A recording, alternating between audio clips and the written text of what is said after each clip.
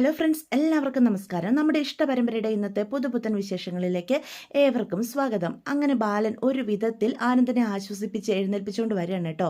എന്നിട്ട് ഐസുവിന് മുന്നിലുള്ള കസേരയിൽ ഇരിക്കുക. മോനെ, നീ ഇവിടെ ഇരിക്കുക, ഇനിയും എങ്ങോട്ടും പോയി കളയരുത് കേട്ടോ, അച്ഛൻ പറയുന്നതൊക്കെ മനസ്സിലാകുന്നില്ലേ എന്ന് ചോദിക്കുക. അച്ഛ ഉണ്ട് എന്ന് ആനന്ദ് പറയാണ് കേട്ടോ. അപ്പോൾ അച്ഛൻ ആനന്ദിനെയും കൂട്ടി വരുന്ന കാണുന്ന ആകാശും ആര്യനും മീനും അടുത്തേക്ക് വരികയാണ്. അപ്പം മീനു ചോദിക്കും, ആനന്ദേട്ടൻ ഇത് എവിടെയായിരുന്നു? ഞങ്ങൾ എവിടെയൊക്കെ അന്വേഷിച്ചു. ആകാശം പറയും, ഏട്ടനെ കിടത്തിയ റൂമിൽ ഏട്ടനെ കാണാത്തത് കൊണ്ട് ഞങ്ങൾ ഈ ആശുപത്രി മുഴുവനും അന്വേഷിച്ച് നടന്നു. ഒരു നിമിഷം പേടിച്ചു പോയേട്ടാ, എങ്ങോട്ടെങ്കിലും ഇറങ്ങിപ്പോയോ എന്ന് കരുതി. ഏയ്, നിങ്ങളെയൊക്കെ ഉപേക്ഷിച്ച് നിങ്ങളുടെ ഏട്ടൻ എങ്ങനെ പോകാൻ കഴിയുമെന്ന് തോന്നുന്നുണ്ടോടാ എന്നും പറഞ്ഞ് ആകാശിനെ കെട്ടിപ്പിടിക്കണം കേട്ടോ. അപ്പം ആര്യനും അടുത്തേക്ക് വരിക. ഏട്ടൻ്റെ മനസ്സൊന്ന് ശാന്തമായില്ലേ, ഇനി ഏടത്തെ കയറി ഒന്ന് കാണ് എന്ന് ആര്യൻ പറയാണ്. അപ്പം മീനും പറയും, അതെ ഏട്ടാ, ഏട്ടൻ ഏടത്തെ കയറി ഒന്ന് കാണ്. ദേവിയെടുത്ത് കണ്ണു തുറന്നപ്പോൾ തൊട്ട് ഏട്ടനെ കാണണമെന്നുള്ള ആഗ്രഹം പറയാം. ആ പാവം എത്ര നേരമായിട്ട് ചോദിക്കുന്നു, ഒന്ന് പോയി കാണേട്ടാ എന്ന് പറയണം കേട്ടോ. അപ്പം എല്ലാവരും കൂടി നിർബന്ധിക്കുന്ന കാണുമ്പം ആനന്ദ് അകത്തേക്ക് കയറി പോവുകയാണേ. അപ്പം ആനന്ദ് കയറി വരുന്ന കാണുമ്പോൾ ദേവിയുടെ അടുത്തിരുന്ന ഗോമതി എഴുന്നേറ്റ് പുറത്തേക്ക് പോവുക, നിങ്ങൾ സംസാരിക്കുക എന്ന് പറഞ്ഞിട്ട്. എന്നിട്ട് ആനന്ദേട്ട എന്ന് ദേവി വിളിക്കുക. അപ്പോൾ ആനന്ദ് ദേവിയുടെ അടുത്തുള്ളൊരു കസേരയിൽ ഇരിക്കുകയാണ് കേട്ടോ. ആനന്ദേട്ടൻ അറിഞ്ഞോ എന്ന് ചോദിക്കുകയാണേ. അപ്പം ദേവിയുടെ മുഖത്ത് പോലും നോക്കാതെ ആനന്ദ് മുഖം തിരിച്ചിരിക്കുക. എന്നെ ഒന്ന് നോക്കുക ആനന്ദേട്ടൻ അറിഞ്ഞല്ലേ? നമ്മുടെ കുഞ്ഞ് പോയ ആനന്ദേട്ട, ഞാൻ ആനന്ദേട്ടനോട് പറഞ്ഞോളാന്ന് എല്ലാവരോടും പറഞ്ഞതാ എന്ന് പറയാം. ആനന്ദേട്ട സങ്കടപ്പെടരുത് കേട്ടോ, എനിക്കറിയാം എൻ്റെ ആനന്ദേട്ടൻ ഇത് സഹിക്കാൻ പറ്റില്ലെന്ന്. പക്ഷെ വേറെ നിവൃത്തിയില്ലല്ലോ, നമുക്ക് അവൻ ഇത്രേ വിധിച്ചിട്ടുണ്ടായിരുന്നുള്ളെന്ന് കരുതാനന്ദേട്ട, എൻ്റെ ആനന്ദേട്ടൻ സങ്കടപ്പെടരുത് എന്നും പറഞ്ഞ് പതിയെ ആനന്ദിൻ്റെ തോളി പിടിക്കാൻ തുടങ്ങുമ്പം ആനന്ദ് ദേഷ്യത്തോടെ ദേവിയുടെ കൈ തട്ടി മാറ്റുക. മിണ്ടരുത്, നീ ഒറ്റ ഒരുത്തിയാ എൻ്റെ കുഞ്ഞിനെ നശിപ്പിച്ചത്. അപ്പം ദേവി പേടിച്ചു പോവാണ്. ആനന്ദേട്ടൻ എന്താ പറയുന്നത് എന്ന് ദേവി ചോദിക്കാം.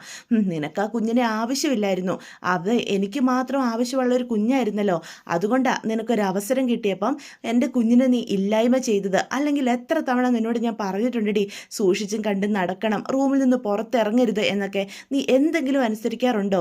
ഇല്ലല്ലോ. എന്നിട്ടിപ്പം എൻ്റെ കുഞ്ഞിനെ നഷ്ടപ്പെടുത്തിയിട്ട് എൻ്റെ മുന്നിൽ നിന്ന് ഇങ്ങനെ പ്രസംഗിക്കാൻ നിനക്ക് എങ്ങനെ സാധിക്കുന്നു? നീ മിണ്ടിപ്പോകരുത്, എൻ്റെ കുഞ്ഞിനെ കൊന്നവളാ നീ എന്നൊക്കെ പറയാം. അപ്പോഴത്തേക്കും ദേവി വാ പൊത്തി കരയാ. ആനന്ദേട്ട, ഇങ്ങനൊന്നും പറയല്ലേ ആനന്ദേട്ട, അത് നമ്മുടെ രണ്ടുപേരുടെയും കുഞ്ഞായിരുന്നില്ലേ? ഞാനും എന്തുമാത്രം ആഗ്രഹിച്ചത് ആനന്ദേട്ട, അറിഞ്ഞുകൊണ്ട് ഞാൻ അങ്ങനെ ചെയ്യുമെന്ന് ആനന്ദേട്ടന് തോന്നുന്നുണ്ടോ? നീ ചെയ്യും. നീയും നിന്റെ കുടുംബത്തിലുള്ളവർ മുഴുവനും എന്നെ ചതിച്ചപ്പോൾ പോലും ജീവിക്കാൻ എനിക്ക് കിട്ടിയൊരു പ്രതീക്ഷയായിരുന്നു എൻ്റെ കുഞ്ഞ്. ഞാൻ അവന് വേണ്ടിയാണ് ജീവിച്ചത്. അവൻ്റെ വരവും കാത്ത് ഓരോ നിമിഷവും ഞാൻ എന്തുമാത്രം കാത്തിരുന്നതാണെന്ന് നിനക്കും അറിയാവുന്നതല്ലേ? എന്നിട്ട് എനിക്ക് അത്രയും വിലമതിക്കാനാവാത്ത എൻ്റെ കുഞ്ഞിനെ നീ നശിപ്പിച്ചില്ലേ? എൻ്റെ അച്ഛനാവാനുള്ള ആഗ്രഹമാണ് നീ ഇല്ലായ്മ ചെയ്തത്. ഇതിന് നിന്നോട് ഒരിക്കലും ഞാൻ ക്ഷമിക്കില്ല ദേവി എന്ന് പറയാണ്. ആനന്ദേട്ട, ഇങ്ങനൊന്നും പറയല്ലേ ആനന്ദേട്ട എന്നും പറഞ്ഞ് ദേവി കരയാം. നിന്റെ പൂങ്കണ്ണീരൊക്കെ നീ മറ്റുള്ളവരുടെ മുന്നിൽ കാണിച്ചോ, പക്ഷേ ഈ ആനന്ദിൻ്റെ മുന്നിലേ അതൊന്നും ചിലവാകാൻ പോകുന്നില്ല. നിന്റെ സ്വഭാവമൊക്കെ എനിക്ക് നന്നായിട്ട് അറിയാവുന്നതല്ലേ?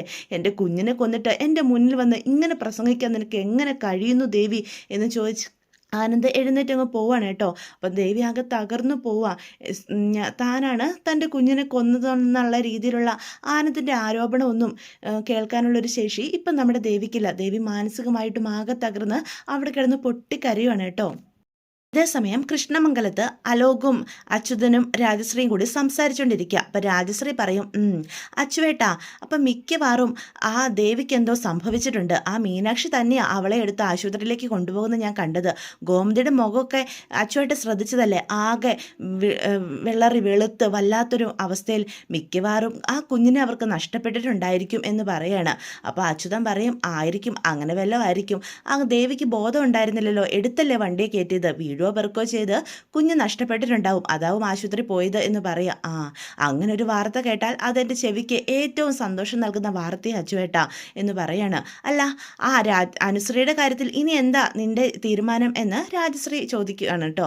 അത് കേൾക്കുമ്പോൾ പറയും, അവൾ ഇവിടെ വേണം, ഇവിടെ എൻ്റെ ഭാര്യയായിട്ട് ഈ വീട്ടിൽ അവൾ ജീവിക്കണം, എങ്കിൽ മാത്രമേ നമ്മൾ ആഗ്രഹിച്ച പോലെ കാര്യങ്ങളൊക്കെ നടക്കുള്ളൂ അമ്മേ എന്ന് അലോക് പറയാം.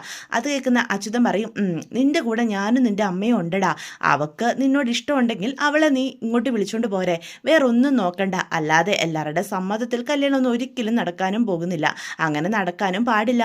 ആ ദേവമംഗലത്തുള്ളവരെല്ലാം വേദനിപ്പിക്കണം.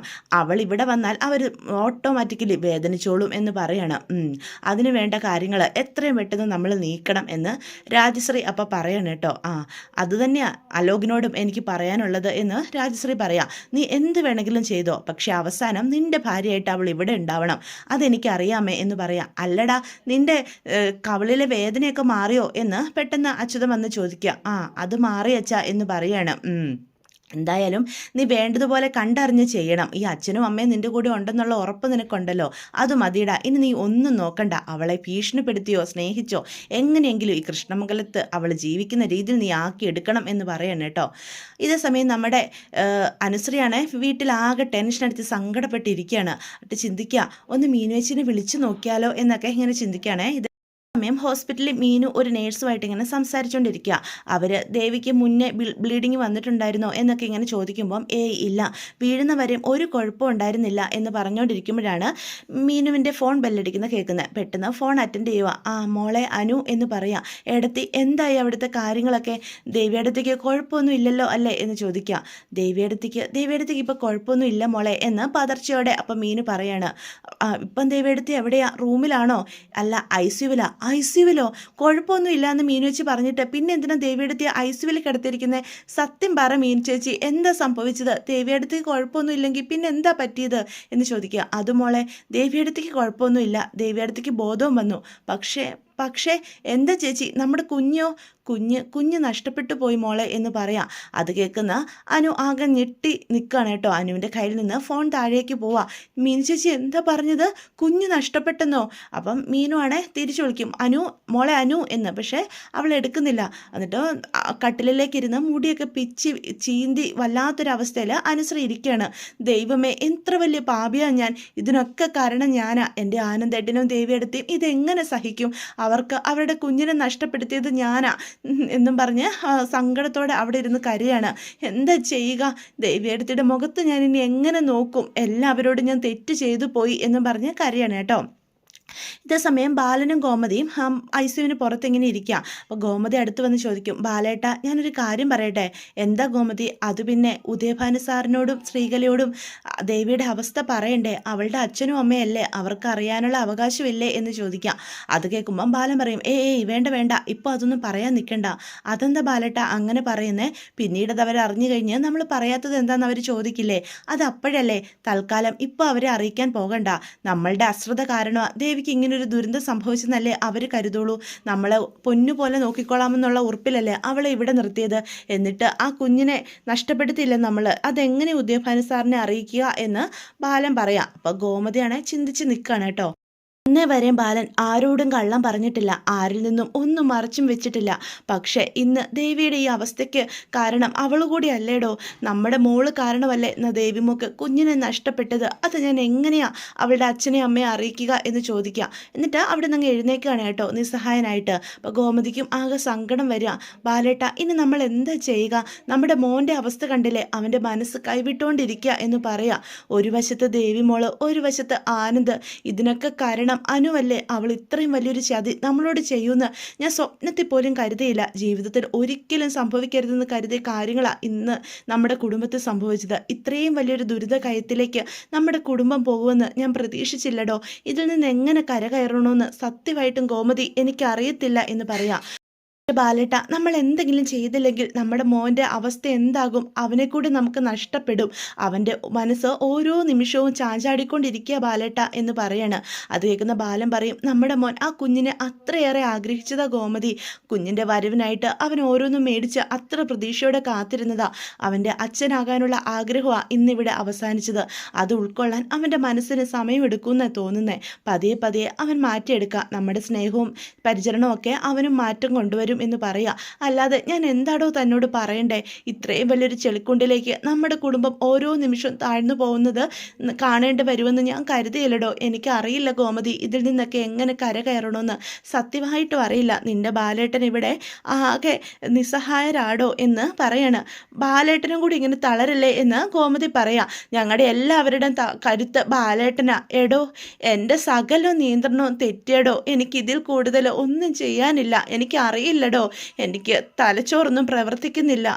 ഞാൻ തൻ്റെ മുന്നിലിരിക്കുന്ന ഈ സമയത്ത് പോലും എൻ്റെ കാൽച്ചുവട്ടിൽ തീയാടോ. തീയ് പുകഞ്ഞോണ്ടാണ് ഞാൻ ഓരോ നിമിഷവും നിൽക്കുന്നത്.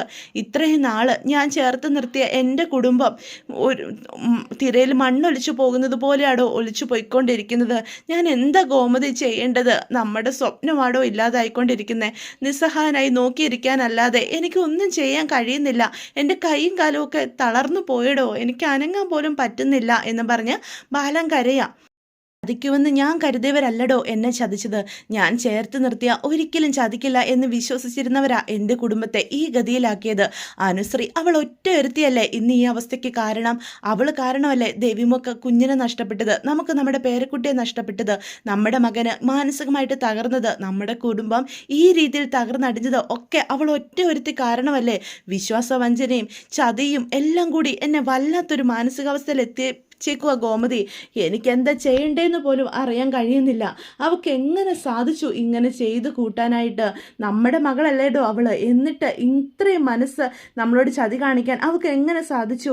ബാലേട്ടൻ ഇങ്ങനെ തകർന്നു പോകല്ലേ ബാലേട്ട എന്ന് പറഞ്ഞ് ഗോമതി അപ്പം വീണ്ടും ആശ്വസിപ്പിക്കുക. ബാലേട്ടനും കൂടി ഇങ്ങനെ തകർന്നിരുന്നാൽ പിന്നെ ആരാ നമ്മുടെ കുടുംബത്തെ രക്ഷിച്ചെടുക്കുക? നമുക്ക് എല്ലാവർക്കും ഇങ്ങനെ കരഞ്ഞുകൊണ്ടിരിക്കാൻ പറ്റുമോ ബാലേട്ട എന്ന് ചോദിക്കുകയാണ് കേട്ടോ. എന്നിട്ട് ബാലൻ്റെ കൈകളിൽ മുറുക്കെ പിടിക്കുകയാണേ. ഇതേ സമയം വിവരങ്ങളൊക്കെ അറിഞ്ഞ് ധർമ്മൻ ഓടി ഹോസ്പിറ്റലിലേക്ക് വരിക. അപ്പം ബാലനെ ഗോമതിയും കാണുമ്പം അടുത്തേക്ക് വരികയാണ് കേട്ടോ. എന്ന് വിളിച്ചോണ്ടാണ് വരുന്നത്. അപ്പോൾ ബാലൻ്റെ അടുത്തേക്ക് ഇരിക്കുക. എന്താ അളിയാ സംഭവിച്ചത്? ആ രാമേട്ടനാണെങ്കിൽ ഒന്നും തെളിച്ച് പറഞ്ഞുമില്ല. ദേവി ആശുപത്രിയില, വേഗം ചെല്ല് എന്ന് പറയാം. ആ രാമേട്ടൻ്റെ മട്ടും ഭാവമൊക്കെ കണ്ടു കഴിഞ്ഞാൽ ദേവിക്ക് എന്തോ വലിയ അസുഖം ഉള്ളതുപോലെയാണ്. കാര്യം ചോദിച്ചിട്ടൊരു തെളിച്ച് പറയുന്നുമില്ല.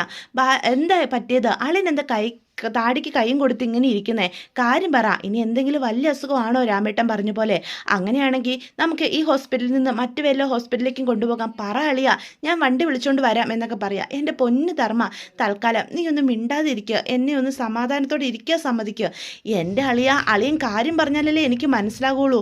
അല്ലാതെ ഇങ്ങനെ നമ്മൾ ഒന്നും ചെയ്യാതിരുന്നിട്ട് വല്ല കാര്യമുണ്ടോ എന്ന് ചോദിച്ച് വീണ്ടും ബാലനെ ശല്യം ചെയ്യുന്ന രീതി സംസാരിച്ചുകൊണ്ടിരിക്കുകയാണ് കേട്ടോ. അതോടുകൂടി ഇന്നത്തെ എപ്പിസോഡും അവസാനിക്കുക. അപ്പോൾ ഇതൊക്കെയാണ് വിശേഷങ്ങൾ. വീഡിയോ ഇഷ്ടപ്പെട്ടുവെങ്കിൽ ചാനൽ സബ്സ്ക്രൈബ് ചെയ്യാൻ മറക്കരുത്, ലൈക്ക് ചെയ്യാനും മറക്കരുത്. നിങ്ങളുടെ അഭിപ്രായങ്ങൾ കമൻസ് വഴി എന്നെ അറിയിക്കാനും മറക്കരുത്.